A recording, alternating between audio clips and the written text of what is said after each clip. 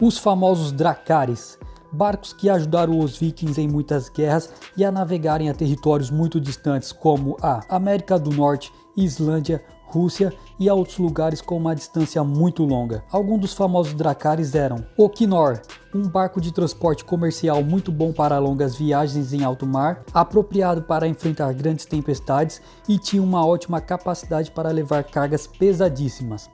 Outro famoso barco era o Langskip, um barco mais apropriado para guerras, mas também aguentava grandes cargas e levava uma média de 40 pessoas. Com essas belezinhas, os vikings deram muito trabalho mundo afora, levando tanto o terror quanto o conhecimento e o comércio.